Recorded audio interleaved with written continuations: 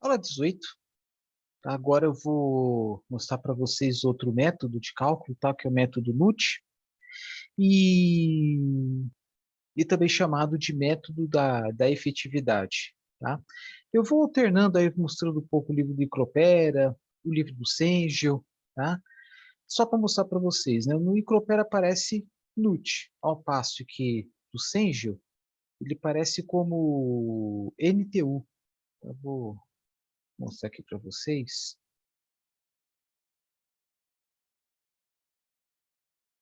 Mais um. Deixa eu ver se essa página aqui, não, mais para frente. Ver se avançando mais um pouco aqui. 664. Será que coincidir? Ainda não. Essa aqui que já mostrei para vocês. Aqui, NTU, tá? Bom, a vantagem do método Medialog, não estou dizendo que é melhor ou pior. Ele, de certa forma, ele é prático, né? Agora o NUT, ele tem também é prático, só que de uma outra forma. Vocês vão ver que acho que abusa mais das curvas que eu vou mostrar daqui a pouco. Mas antes disso, antes de mostrar as curvas, né, como se fala, né, cada configuração de trocador de calor, né, tem uma curva diferente. Aí recai sobre algumas situações que eu tinha comentado anteriormente. Primeiro, o que é efetividade? É que vocês estão vendo aqui, que é um valor que vai de 0 a 1, né? Que nada mais é do que a capacidade de transferência de calor de um trocador de calor submetido a uma determinada condição em relação àquela condição que é a troca máxima possível. Tá? Então, tem lá uma condição de escoamento, variação de temperatura, que permite uma maior troca térmica possível dentro daquela configuração de trocador de calor, daquela área da troca térmica, independente do trocador de calor.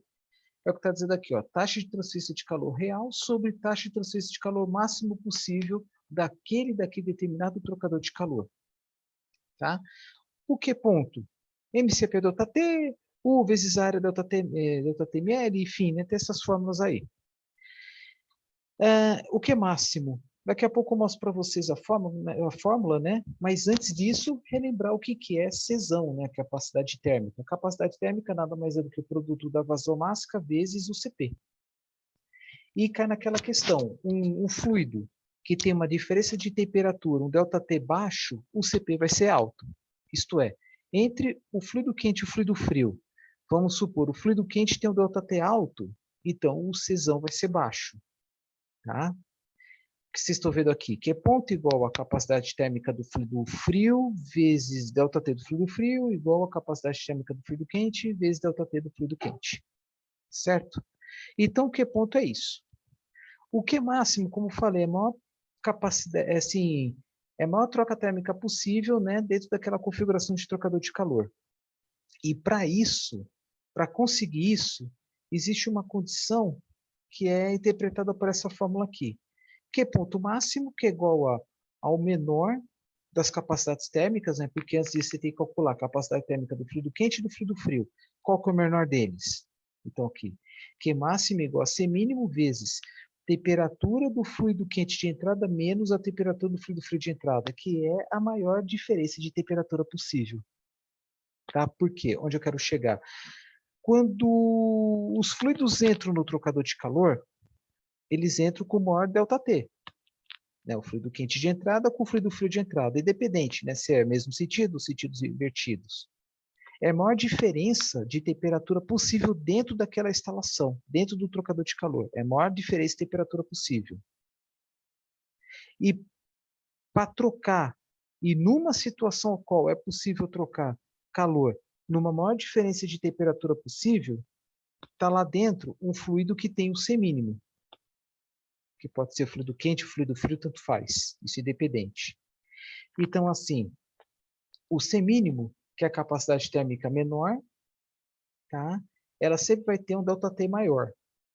C mínimo, mínimo entre o fluido quente e o fluido frio, vezes o T de maior diferença de temperatura, né? Entre o fluido quente e o fluido frio. Então, assim, por exemplo, o Q ponto é C mínimo vezes uma diferença de temperatura grande, ou C máximo, uma diferença de temperatura pequena. Então, dentro do trocador de calor, uma situação ótima, perfeita, é quando há a troca térmica, né, entre dois pontos, onde é exatamente as maiores temperaturas, só que multiplicado pelo C mínimo. Tá? Então, assim, o Q máximo é igual a C mínimo vezes as duas temperaturas extremas. Esse é o Q máximo. Tá? Bom, aqui está explicando um pouco melhor sobre esse conceito do Q máximo. Tá? Aqui, ó, transferência de calor, e o trocador de calor atinge seu valor máximo quando o fluido frio é aquecido até a temperatura de entrada do fluido quente, ou o fluido quente é resfriado até a temperatura de entrada do fluido frio. Tá? Essas duas condições limite não serão alcançadas simultaneamente, a menos que as taxas de capacidade térmica dos fluidos quente e frio sejam idênticas. Tá? Quando as duas são diferentes, o que normalmente ocorre, o fluido com a menor taxa de capacidade térmica sofrerá uma mudança de temperatura maior, e assim será o primeiro a experimentar a temperatura máxima, em tal ponto que a transferência de calor irá cessar. Por isso, a taxa de transferência de calor máximo possível trocador de calor é esse aqui. Bom?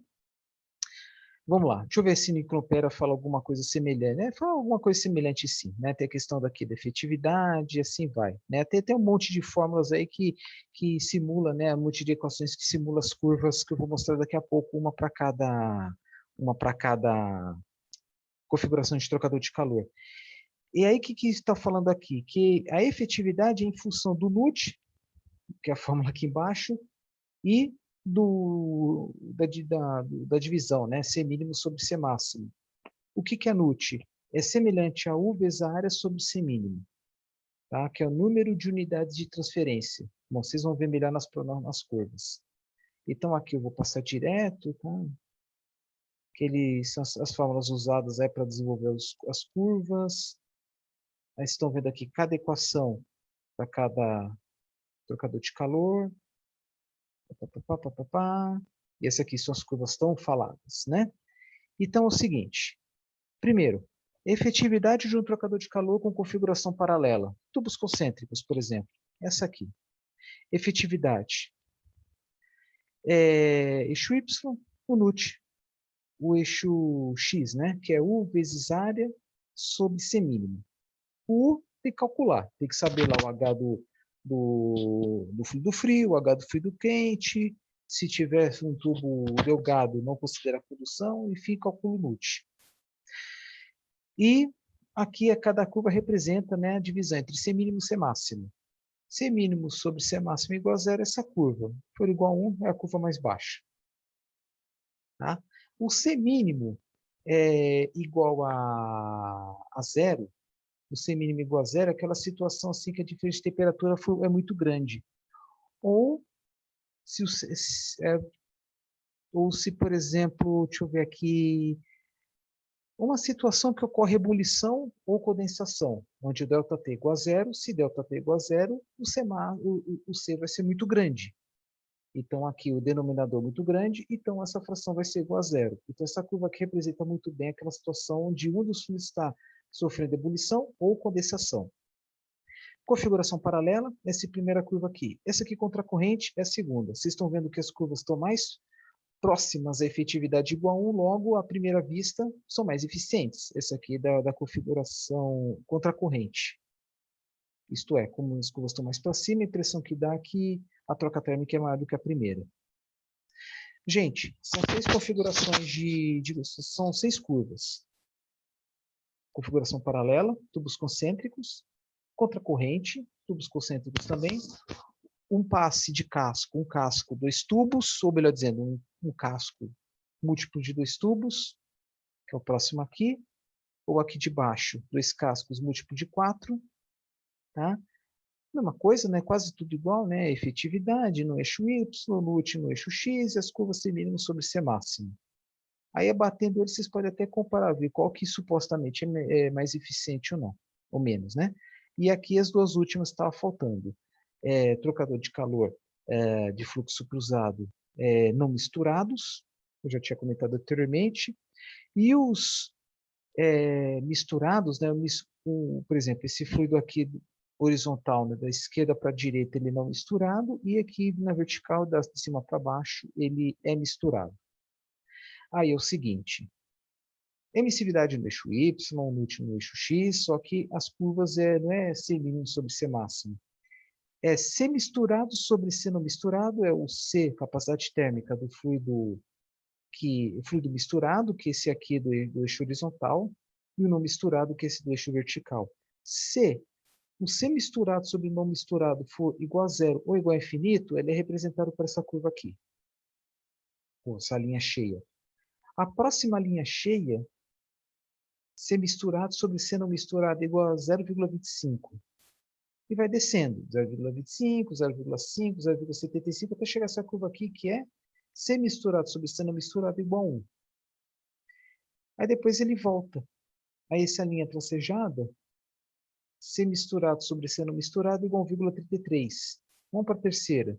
É igual a 4. Até coincidir com a linha cheia de cima, que é igual a infinito.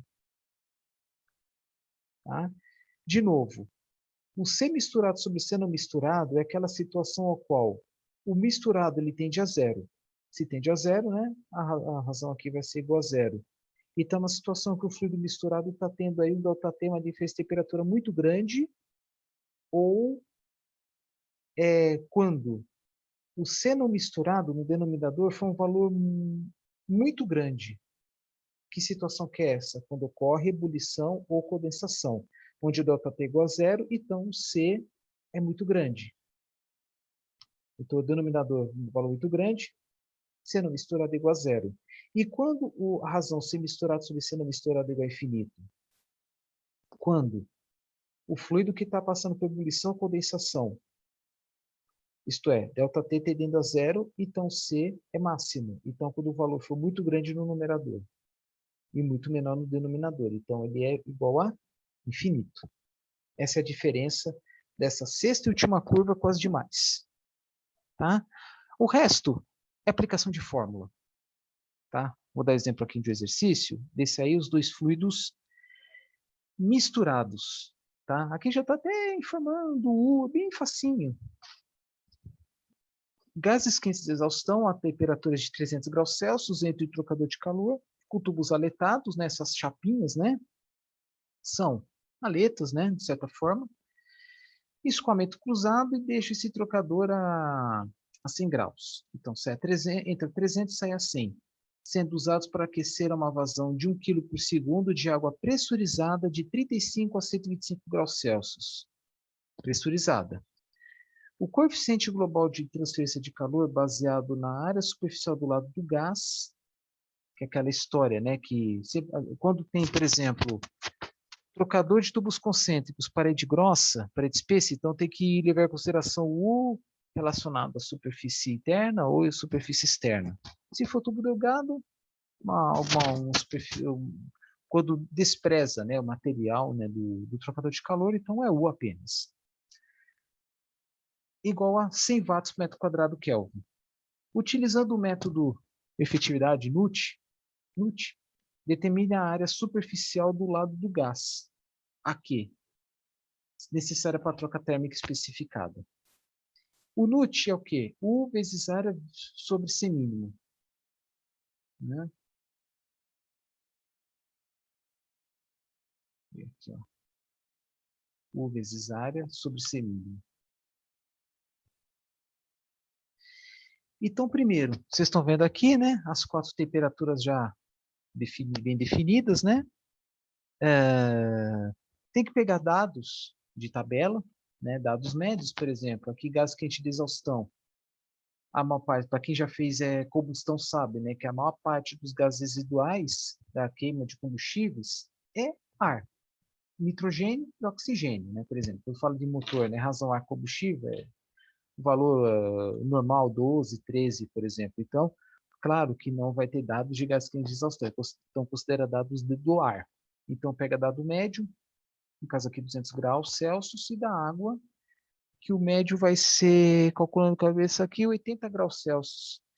E não falou a pressão, mas não tem problema, né? Sinal que se a água pressurizada a 125 graus ainda está no estado líquido. Então, pega dados aí 80 graus Celsius da água. tá bom? Então, vamos lá. Dados da água, aqui. Então, calcula, né, a capacidade térmica de ambos, né, que a gente está falando aí, né, de NUT, então tem que calcular a capacidade térmica dos dois, tanto da água quanto dos gases exaustão. Aqui, por exemplo, da água, aqui os dados da água, né, 1 kg por segundo, vezes o CP, deu 4.197 watts por Kelvin, que é a capacidade térmica da água. Só vendo aqui, só para tirar uma dúvida. Tá. Tá, a vazão da água, né, 1 kg por segundo de água pressurizada, só não falou que é a vazão do gás, né, mas tudo bem, mas pode, tá aqui. Aí que tá, né? Então, o Q, que é o calor, que é a potência térmica, né? MVCP ΔT, então é a mesma coisa que capacidade térmica do fluido quente vezes ΔT do fluido quente igual a capacidade térmica do fluido frio vezes a diferença de temperatura do fluido frio. É como está aqui.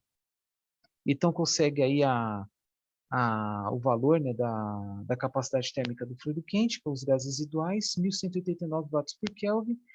E deixa eu ver o que mais. A partir daí dá até para obter a vazão máxima do gás agora, né? MCP ΔT, considerando aí o gás de exaustão como se fosse ar. Então pega o CP do ar, 200 graus Celsius. Vocês viram aqui, né? A capacidade térmica da água, 4.197, dos gases residuais, 1.889. Então, a partir daí, se define que quem é o mínimo. Aí calcula, né? O Q máximo igual a C mínimo vezes a menor temperatura, a temperatura do fluido quente menos a do fluido frio.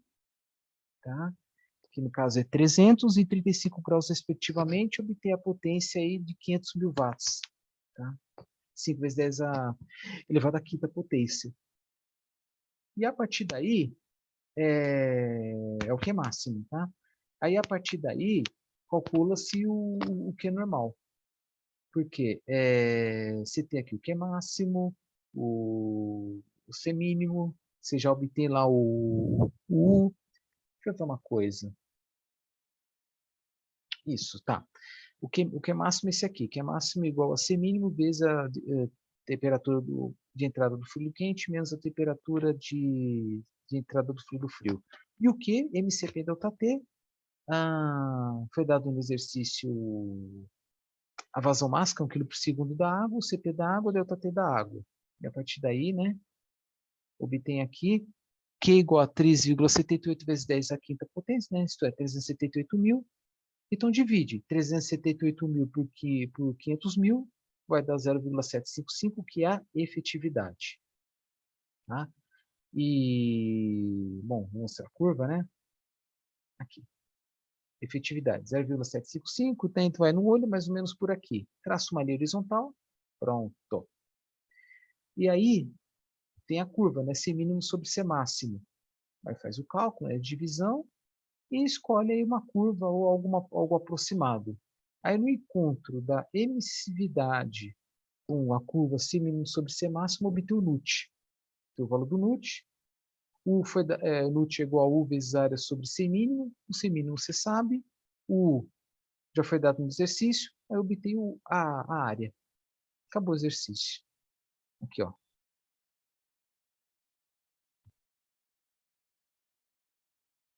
Então, isto é, essa é a área necessária para efetuar a troca térmica. Tá?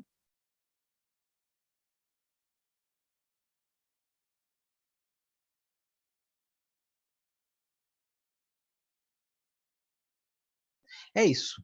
Tá? Então, é dessa forma. Tá?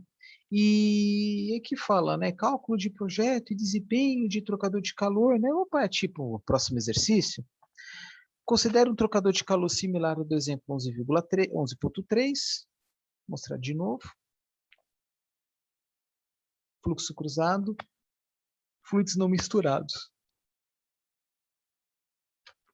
Ou seja, um trocador de calor com tubos aletados, escoamento cruzado, por coeficiente global de transferência de calor, baseado na área do lado do gás, e uma área, U igual a 100 watts por metro quadrado Kelvin, e a área de 40 metros quadrados, respectivamente. A vazão máxima e a temperatura de entrada da água são 1 kg por segundo e 35 graus, respectivamente. Entretanto, Uma mudança nas condições operacionais do gerador de gases quentes faz que os gases passem a entrar no trocador de calor a uma vazão de 1,5 kg por segundo a uma temperatura de 250 graus Celsius. Qual é a taxa de transferência de calor no trocador e quais são as temperaturas de saída do gás e da água, né?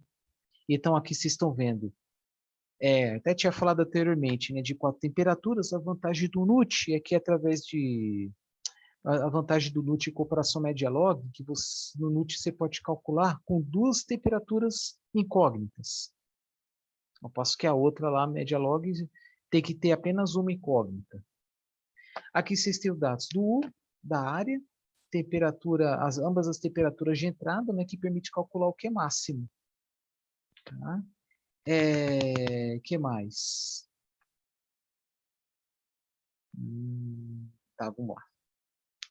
Então, por exemplo, aqui, a capacidade térmica. Capacidade térmica do fluido frio, né, do caso da água. Bom, já foi pego, né, o dado do CP, né, 4.197. Então, da mesma forma lá que do exercício anterior, né, a capacidade térmica da água, 4.197 watts por Kelvin, tem que calcular do quente, né, porque agora está dando a vazão. 1,5 kg por segundo vezes 1.000, capacidade térmica do ar, né?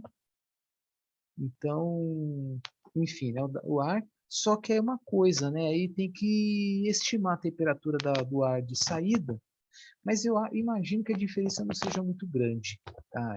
Por exemplo, se eu colocar aqui, né, 100, 150 graus Celsius de saída, vamos supor, né? Vai dar, sei lá, 150, 175 graus Celsius de média, acho que não vai fluir muito nos resultados, não. Tá? Bom, então tem que estimar a temperatura final do ar, né, para pegar aqui o dado da capacidade, do calor específico do ar. No final das contas, obtém aí você descobre aqui o C mínimo, né, dentro dessas condições, né, o C mínimo é o do ar, né? C mínimo sobre C máximo, 0,357, tá? E a partir daí dá para calcular o NUT, né, que é o contrário do exercício anterior, né? Informa o U, informa a área, C mínimo está aqui, você obtém o NUT, 2,67. E a partir daí, né, obtém a emissividade. E a emissividade é 0,82, né? E a partir daí dá para calcular o Q máximo, né? Bom, não a partir daí, né? Porque Q máximo é igual a C mínimo vezes a temperatura do fluido quente de entrada e do fluido frio de entrada, que já foram dados no exercício, né? Porque a incógnita é a temperatura de ambos os fluidos na saída. Então, poderia ter calculado já o Q máximo antes do NUT, não tinha problema nenhum, né? E aí vocês viram aqui que o Q máximo deu 323 mil watts. Beleza. Aí com a efetividade 0,82 obteve o valor do Q? 265 mil. E a partir daí dá para saber o ΔT de ambos.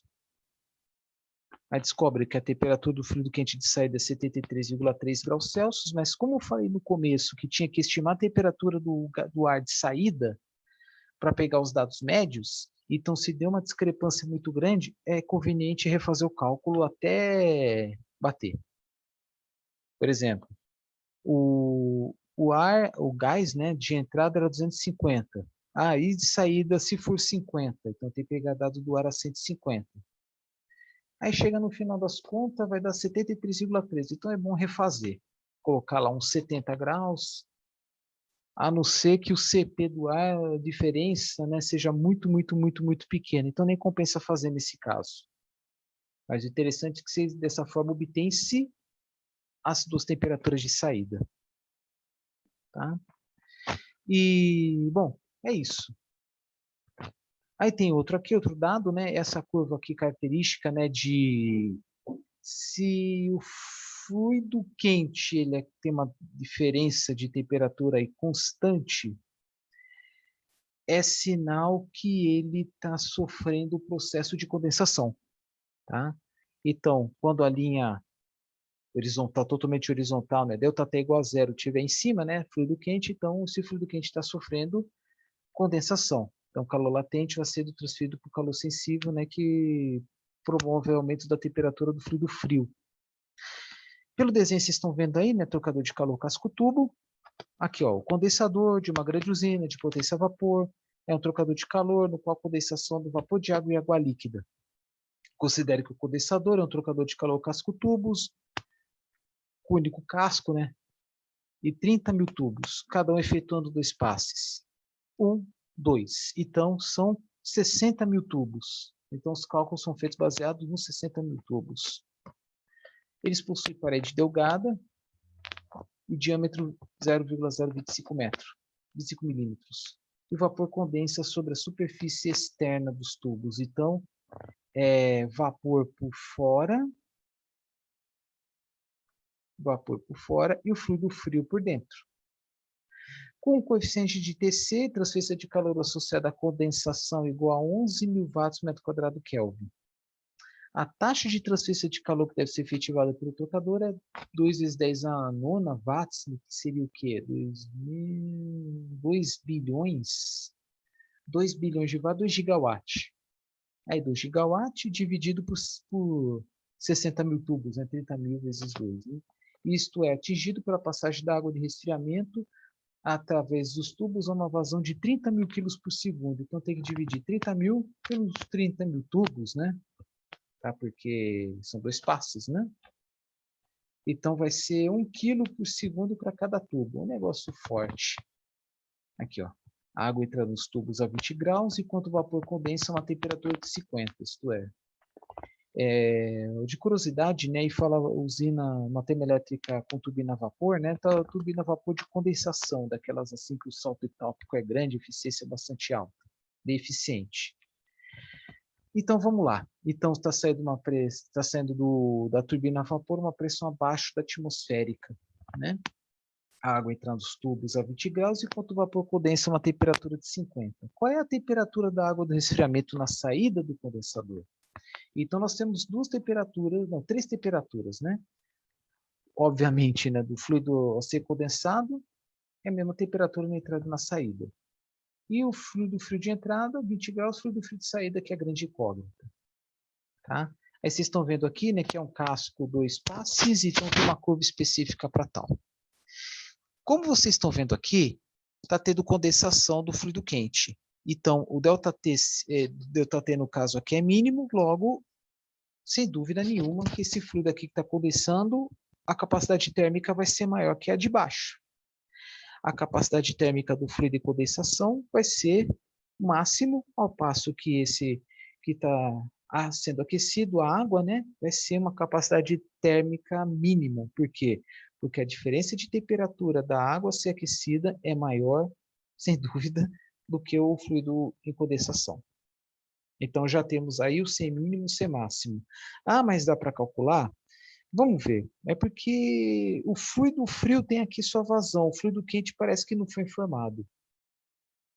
E o fluido frio é água, então pega a CP da água. Tá? Ah, mas eu não tenho temperatura fria de saída. Tem que estimar. Vocês podem pensar da seguinte maneira. Dá para colocar aqui 50 graus fluido frio de saída? Até dá, mas aí tem que ser um trocador de calor infinito. Vamos colocar um número mais realista. Vamos supor que a temperatura do fluido frio de saída seja 40 graus. Aí pega dado de 30. Né? O CP de 30. Depois vocês fazem os cálculos, vocês encontram a temperatura. Se bater, beleza. Se tiver uma discrepância muito grande, é bom refazer os cálculos. Tentativa e erro, né? Iteração. Então vamos lá. Pega os dados, né? Os dados aqui do fluido frio, né? Vamos supor aí, né? Não li aqui embaixo, mas vamos supor que de saída seja 40, então pega dado médio de 30. Aqui o estagiário, sei lá, pegou o dado médio de 27. Beleza. Aí pega uma específica, CP, viscosidade dinâmica, K, Pranto, né? Que tem todos aqueles cálculos, né? De número de Reynolds, Nusselt e assim por diante. Vocês vão ver daqui a pouco. Quer dizer, será que precisa? Porque, eu acho que vai precisar sim, porque nos exercícios anteriores eu tinha dado o U, né? O coeficiente universal. Tá, vamos lá. Então, o que acontece? Você tem aqui a vazão mássica aqui do fluido frio. Né? Tem o CP, né? Só não tem a temperatura de saída. Então, como é que faz? Só que tem uma coisa também. Deixa eu ver aqui. Aqui em cima que o fluido de condensação não tem a vazão máxima. Então, vamos lá. A temperatura de saída da água do resfriamento pode ser obtida pelo balanço de energia global. Q igual a mCp ΔT igual a mCp ΔT. Tá? Então, é o seguinte.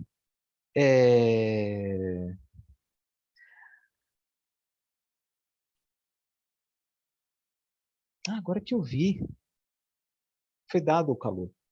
Então, é mais fácil ainda. 2 vezes 10 a nona watts, né, 2 gigawatts, tinha até esquecido disso.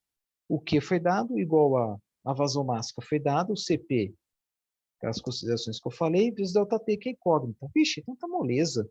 Temperatura do fluido de saída dá 36 graus Celsius. Beleza, né? Agora, cálculo do tubo delgado, então não tem a fator aqui, condução. Então, essa fórmula aqui que eu já tinha comentado anteriormente, né? Então, vamos partir para o número de Reynolds, tanto do fluido interno quanto do fluido externo. Fluido externo, que é uma coisa que eu quero falar para vocês. Mas vamos partir para o fluido interno primeiro. Uma coisa muito importante. Nós estamos estudando as propriedades dentro do tubo. Então, a vazão máxima aqui é por tubo. Que lá no exercício está lá, né? A 30 mil quilos por segundo, mas aí cada tubo, né, vai pegar um. E tem o número de Reynolds, essa fórmula aqui, que já é adaptada, né, para o escoamento interno de tubo de seção circular, 1 quilo por segundo. Não é 30 mil quilos, por favor, é 1 quilo por segundo, porque o estudo do escoamento é interno, dentro do tubo. E mesmo assim, o número de Reynolds deu turbulento. Escoamento turbulento, pega a fórmula de Nusselt turbulento, 308 número de Nusselt, para obter o H da água, que é 7.543 watts por metro quadrado Kelvin, mas parece que o do ar, dos gases de combustão, já foram dados. Isso. H do gás, 11.000 watts. Então, o U foi calculado, deu 4.474 watts por metro quadrado Kelvin. É usado para quê? Para cálculo do NUT.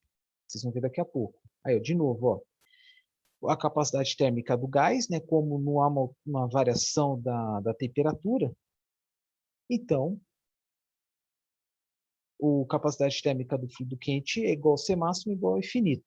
Então, eu calculo C mínimo, que é o quê? Vazão máxima da água vezes o CP da água, que desse valor aqui. Mas, nossa, mas por que deu tão alto? Que dessa vez foi usado aqui a vazão máxima, os 30 mil quilos por segundo. Então, foi usada a vazão máxima de todos os 30 mil tubos. Aí sim, precisa usar, porque aqui em cima foi usado apenas 1 quilo por segundo para calcular o número de Reynolds, porque para analisar as características, as propriedades do escoamento no tubo. É algo intrínseco, interno. Ao passo que nos projetos aqui envolvendo NUT, C mínimo, C máximo, aí é o trocador de calor inteiro. Aí sim tem que usar toda a vazão, 30 mil quilos por segundo. Por isso que deu o valor de C mínimo tão grande. 1,5 vezes 10 elevado a 8 watts por Kelvin. Se o C máximo é igual a infinito, então C mínimo sobre C máximo é igual a zero. Né? Que são aquelas curvinhas, né? E aí calculo o Q máximo. O que é o Q máximo? Q máximo é igual a C mínimo, né? Vezes a temperatura do fluido quente de entrada, que é 50, menos a temperatura do fluido frio de entrada, que é 20. E o C mínimo já foi calculado antes, que é esse valor, esse aqui, né? Então, o Q máximo deu 3,76 vezes 10 a nona watts, né? 3,76 gigawatts. E a partir daí, a efetividade igual a 0,532, que é aquela eixo Y, né? Vou mostrar aqui para vocês que curva que é. Que vai ser essa aqui. C mínimo sobre C máximo igual a zero. Efetividade. Agora o NUT. No encontro da linha horizontal da efetividade com a curva C mínimo sobre C máximo, traça a linha vertical até encontrar o NUT, o valor do NUT, né? Vamos lá.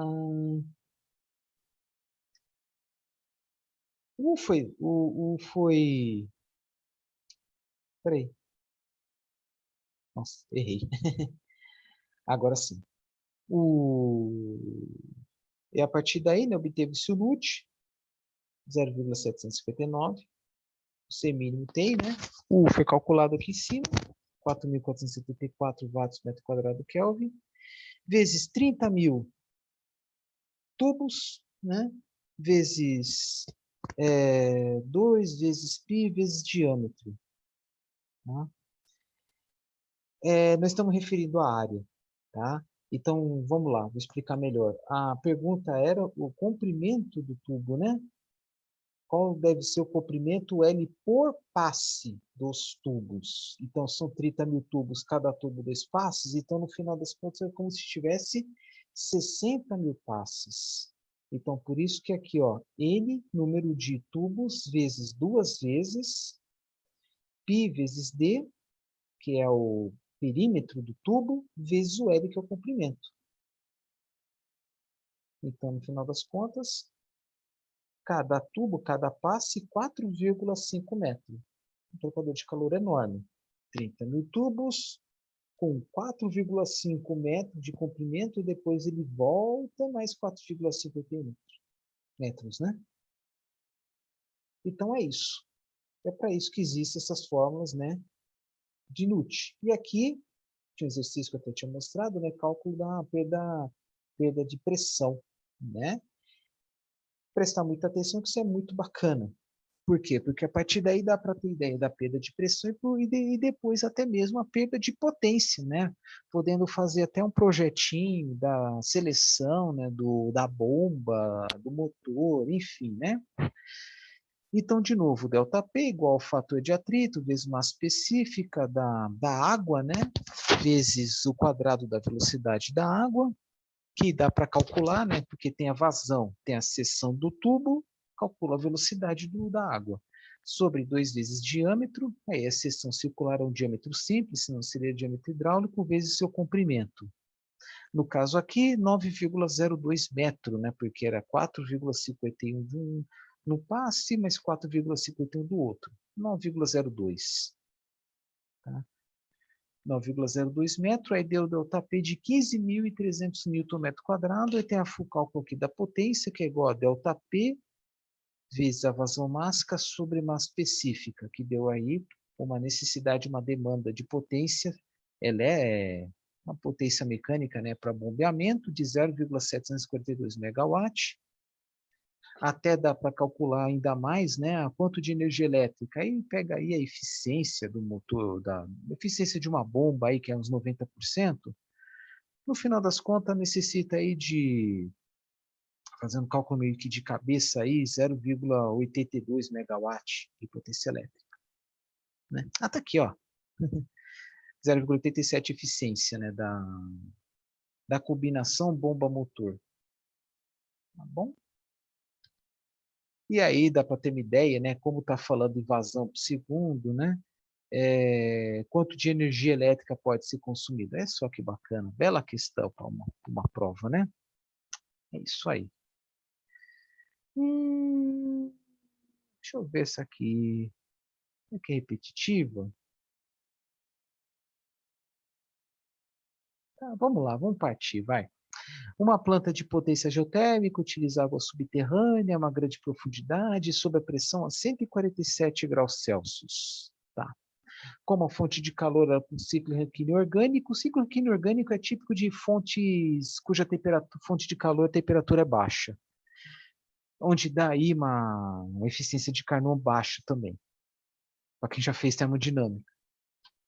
Como a fonte de calor para um ciclo Rankine orgânico, cuja operação é descrita adiante no comentário 2. Então, um evaporador constituído por trocador de calor.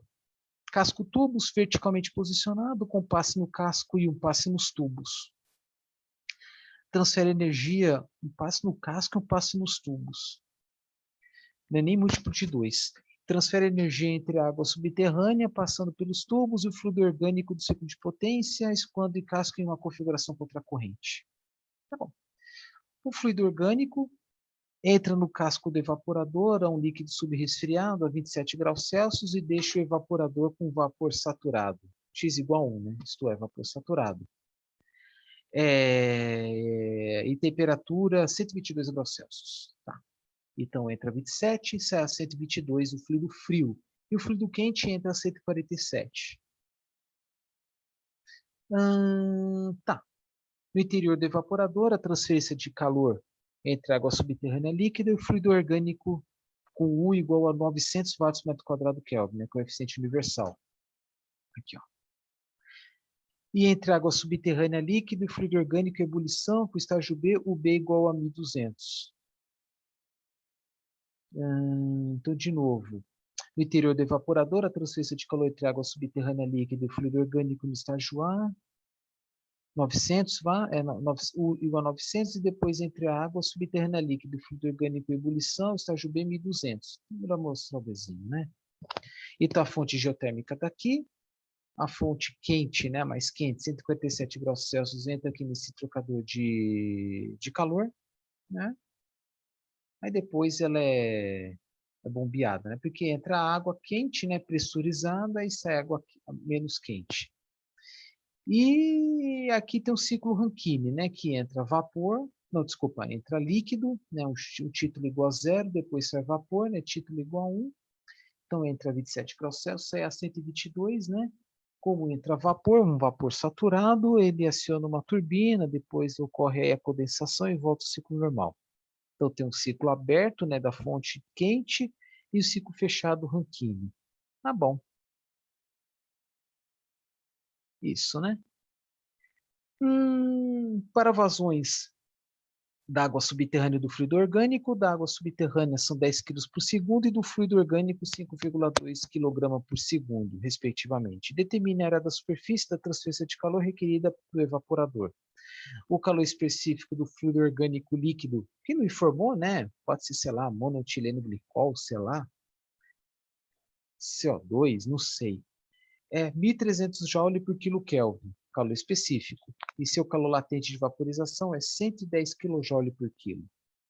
Então, quando coloca título igual a 0 na entrada, título igual a 1 na saída, é porque esse fluido orgânico só vai receber calor latente. Então, não vai ter aquela fase assim, que tem uma caldeira típica. Economizador, depois evaporador, depois superaquecedor. É uma fase só. É apenas vaporização. Então, é MCP ΔT do fluido quente igual a M vezes HFG do fluido orgânico. Tá?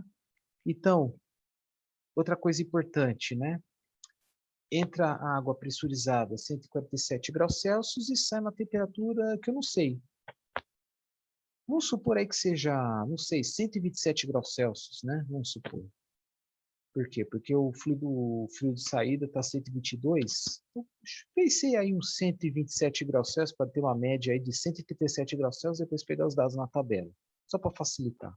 Se facilita, né? Aqui o estagiário pegou e admitiu, né? Uma temperatura média de 405 Kelvin e pegou o dado do CP. Por que é tão importante?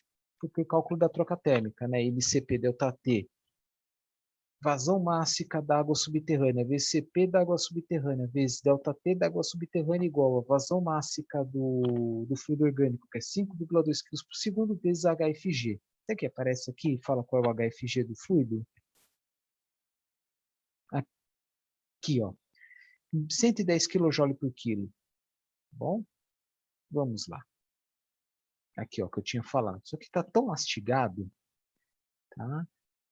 Aplicação do princípio de conservação de energia do fluido orgânico no interior do evaporador, tá? Constituído pelos estágios A e B. Ah, mas peraí, falei besteira. Então vai ter também calor sensível mais calor latente. Isso. Então vai aquecer. Desculpa, gente, falei besteira. Então vai ter o quê? O fluido orgânico vai entrar 27, vai aquecer até 122 graus Celsius para depois evaporar. Então tem calor sensível mais calor latente. Desculpa. Então vamos lá. Q igual a parcela sensível, né? M vasomássica, BCP, que foi dado, né? 1.300. Foi admitido? Isso, está aqui.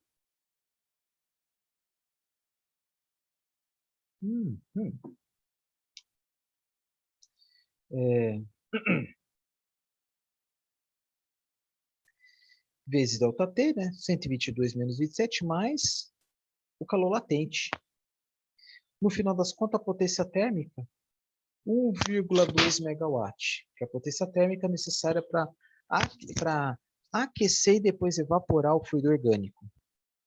E a partir daí, MCP∆T, né, vazão máxima do fluido da fonte geotérmica, né, 10 kg por segundo, M, o CP estimou, né, está aqui, admitiu, né, 4.267.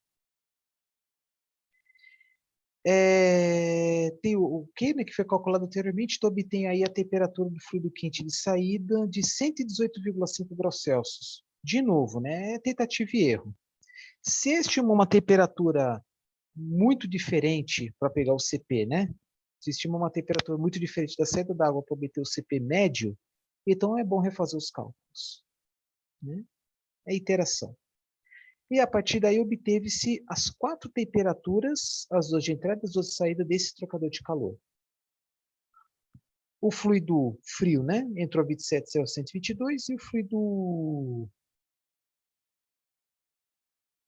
Ah, tá.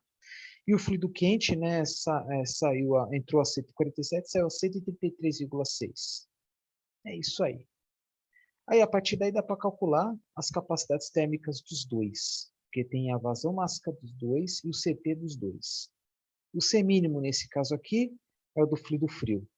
O fluido quente deu 42.670 watts por Kelvin. Fluido frio, 6.760 watts por Kelvin. Ok. Tem lá aquelas curvas, né? Aí deu aqui, né, relação entre uma e outra, baixinha, né, 0,158, efetividade igual a 0,891, e o NUT, aqui o estagiário ele é nerd, né, em vez de pegar, plotar, desenhar a curva e tal, não, pegou a equação, né, que vai dar um NUT mais preciso do que o olho humano. NUT igual a 2,45, obteve a área aí de 18,4 metros quadrados. Deixa eu ver a pergunta, eu já não lembro mais. Determine a área da superfície da transferência de calor. Tá, essa é a área, né? E só que tem um adendo. A mudança de fase no fluido orgânico no estágio do topo B. Então, aqui, ó, a área transferida de calor requerida para o estágio A. O que é o estágio A? É aquela que possibilitou a, a mudança de temperatura, né, do fluido orgânico de 27 para 122 graus Celsius. Agora tem a segunda parte, que é a necessária para efetuar aí a mudança de fase, né, que é a evaporação. Então, vamos lá de novo.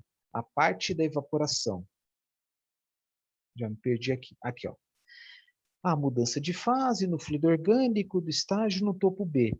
Então, se tem evaporação, né, então o fluido a ser evaporado, o ΔT mínimo, então capacidade térmica máxima, né? E então vai ter aí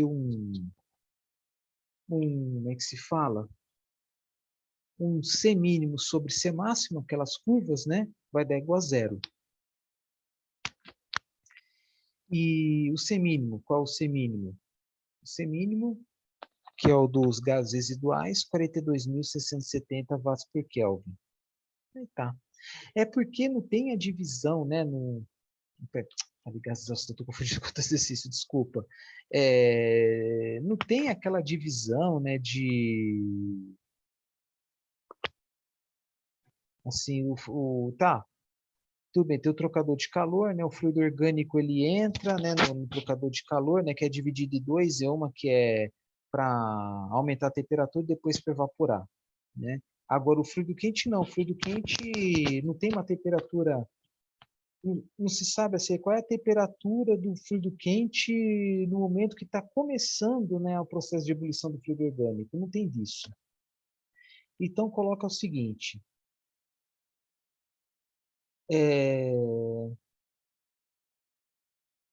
emissividade, né? Emissividade igual a Q sobre Q máximo, né? Então, esse calor aqui, esse 572 vezes a 572 mil watts, né? Que foi necessário para promover aí a ebulição, que é a vazão máxima mássica, desculpa, vasomássica vezes HFG. Então, Q igual a vasomássica vezes HFG. Então, assim, a vasomássica do fluido orgânico. Cadê? 5,2 vezes o HFG. Aqui, o HFG, calor latente de vaporização, 110 kJ por quilo. Então, multiplica 110 por 5,2. Tá? Oh, caramba, acabei cortando, botou errado. Peraí.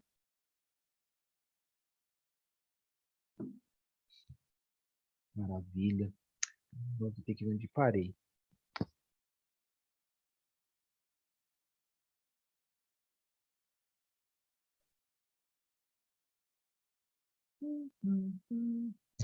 Tá.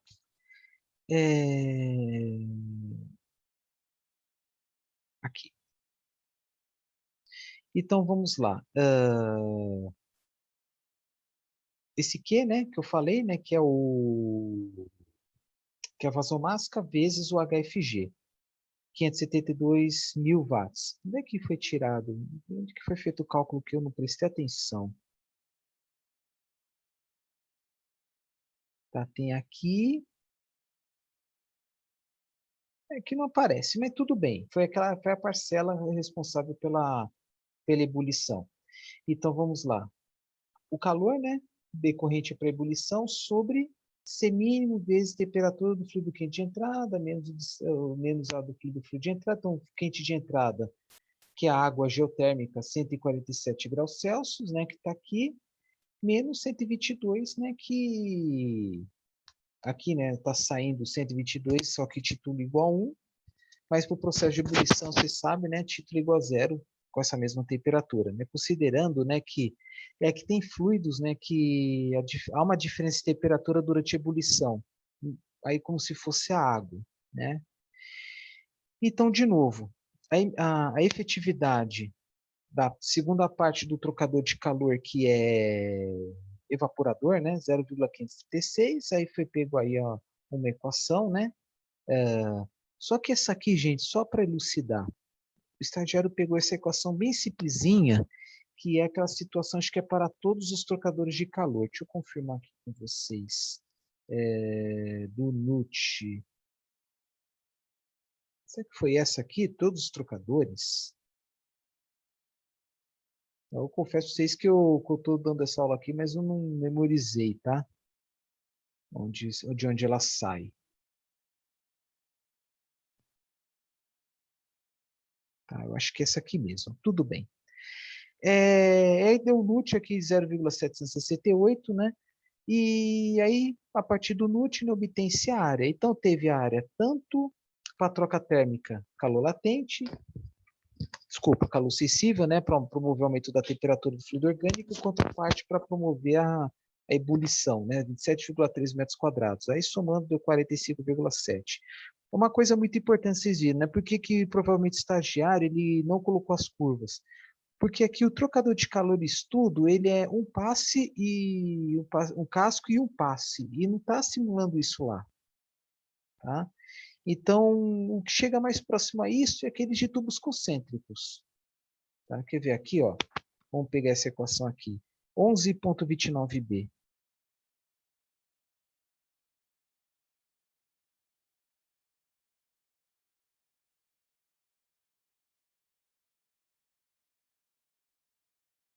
Escoamento contra a corrente, isso mesmo, tá? Então, na verdade, usou essa equação aqui, essa equação aqui, tá? Porque é um casco e um passe. Então, usa como se fosse tubos concêntricos, corrente paralela ou contracorrente. Tá? E é isso. Essa aqui é um pouquinho diferente, tá? Onde sempre quando tem assim, por exemplo, uma caldeira, né? Onde entra um fluido resfriado, um líquido resfriado, para depois sair um vapor saturado, um vapor superaquecido, aí tem que ser dividido o trocador de calor em uma fase, em uma parte onde tem calor sensível, troca de calor sensível, outra que tem troca de calor latente. Tá bom? Isso é muito importante. E a partir daí também dá para calcular, né, o ΔP, né, de ambos os fluidos, até mesmo a potência mecânica de bombeamento, não é que nem o exercício anterior. Bom, tem outras coisas que eu poderia comentar com vocês aqui, mas eu acho que eu vou parar, né? Que eu não vou querer estender muito, não. Tá? Isso aqui tem alguns exemplos, tal, de trocas térmicas, enfim, né? Eu estou acostumado com as, confesso que eu estou acostumado com a sexta edição, né? Aqui a oitava edição de Coopera tem alguns exercícios que são novidades, são um pouco diferentes, enfim, tá? Então, o que eu vou cobrar, né, na prova é basicamente isso, né? Não tem muito segredo. É só para reforçar aqui o que tem a mais aí que é interessante que eu posso falar no livro aqui do Senjo. Tá? Eu não vou ficar repetindo aí os exercícios, né? Porque muitos exercícios são muito parecidos. Tá? Não tem muito segredo, tá? Essa parte de trocadores de calor, não. Tá? E aqui, enquanto isso, eu vou beber água.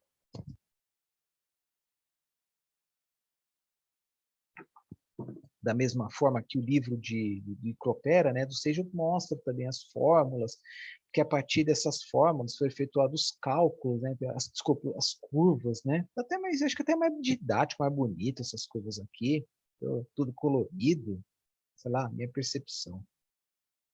Aqui, ó, a conceituação de fluido com mistura e fluido sem mistura, tá? É...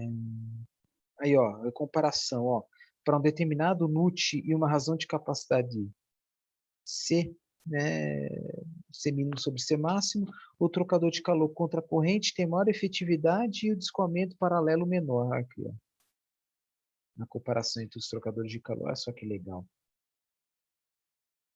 Que mais?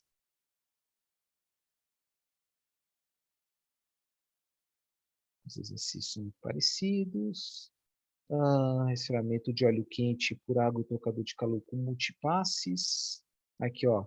Um casco múltiplo de dois passos, né? Que seria um, dois, três. Um casco múltiplo de dois passos. No caso aqui, um casco 8. Legal, né? Apesar da diferença, os cálculos não mudam quase nada. Seleção de trocador de calor.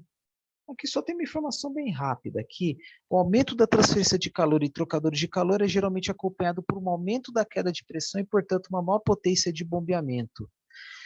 Dessa maneira, qualquer ganho no aumento de transferência de calor deve ser ponderado em relação ao custo da queda de pressão, porque quanto maior a queda de pressão, maior a demanda das bombas, né?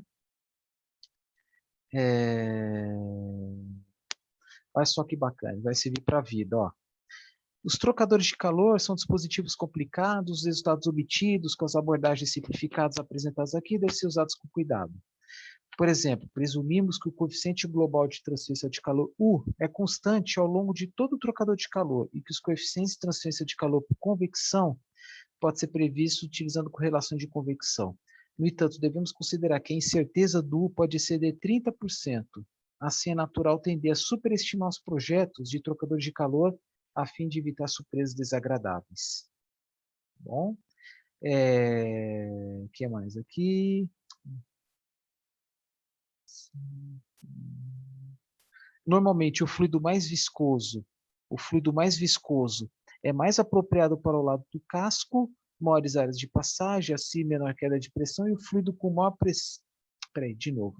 Normalmente, o fluido mais viscoso é mais apropriado para o lado do casco, e o fluido com maior pressão para o lado dos, o fluido de maior pressão para o lado dos tubos.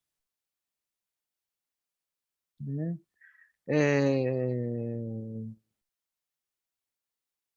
Tá. Aí taxa de transferência de calor, aí aqui falando de custo, né?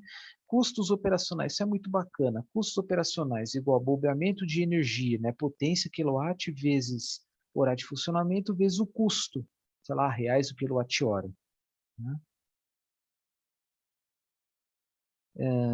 Aí tem as diferenças, as considerações a serem feitas, né? Eu já comentei alguma coisa antes, né?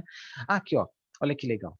As velocidades dos fluidos encontradas em trocadores de calor variam entre 0,7 e 7 metros por segundo para líquidos e entre 3 e 30 metros por segundo para gases.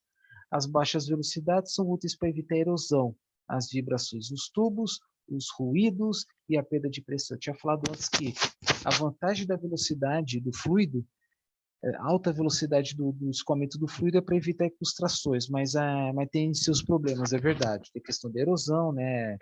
Perda de carga, vibrações, ruídos, né? Isso é muito comum em instalação de exaustores, por exemplo. Você coloca lá um exaustor de uma potência, pode ser que vibre muito. Tá? Tipo, materiais, eu já tinha comentado alguma coisa antes, né, de material. Desculpa, deixa eu ver uma coisa aqui que eu achei.